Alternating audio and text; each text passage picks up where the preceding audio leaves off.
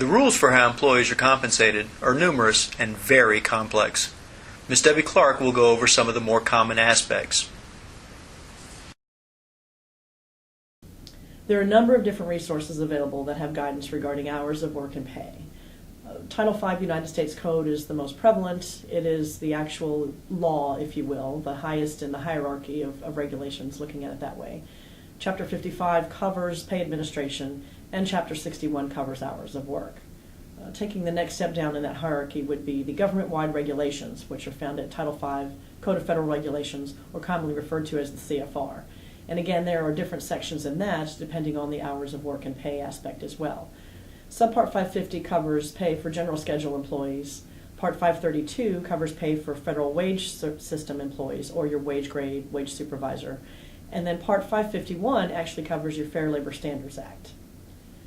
From that as well, OPM is the agency that handles government-wide regulations. And in dealing with alternative work schedules, OPM has a wonderful handbook on alternative work schedules that is available that has a lot of guidance information in there as well.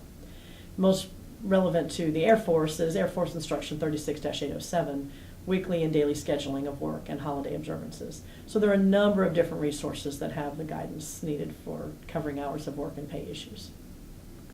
Well, travel time as hours of work, again, has the same distinction. There's different rules for Title V employees versus FLSA covered employees. And generally speaking, as a Title V covered employee, when I travel during duty hours, then it's obviously considered hours of work. If I have to perform work while traveling, then it's considered hours of work. And that's not the obvious or what might appear to be the definition. Just because I have my laptop while I'm traveling and happen to be doing some work, that doesn't constitute hours of work while traveling. I actually have to be performing the duties expected of my job, such as if I'm a truck driver and I am driving a truck while traveling across the state or the country or whatnot, then that is obviously considered performance of duties while traveling.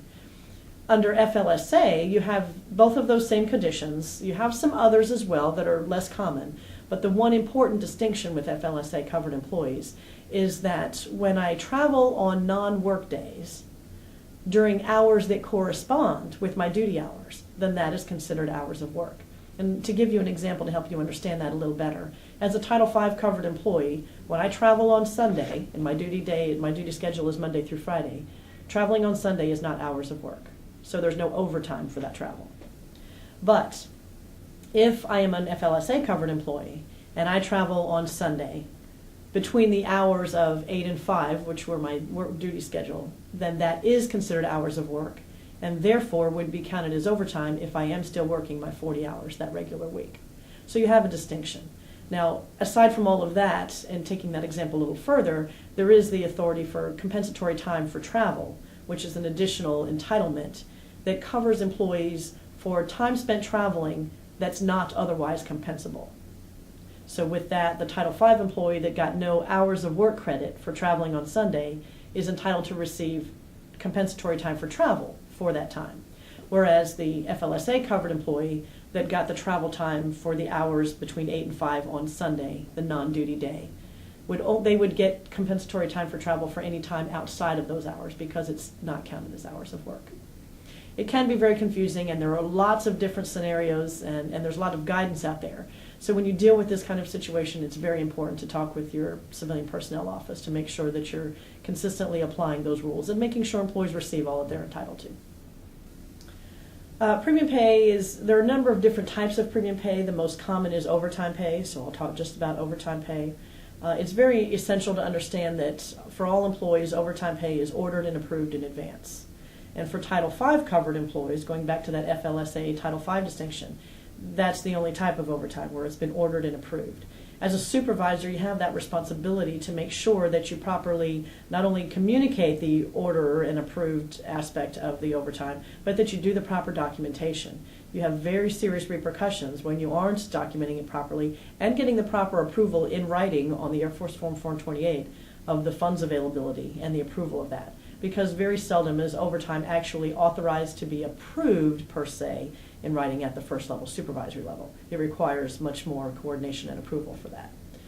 For those employees that are covered by the FLSA, There's also an aspect of overtime, which is known as suffer and permit.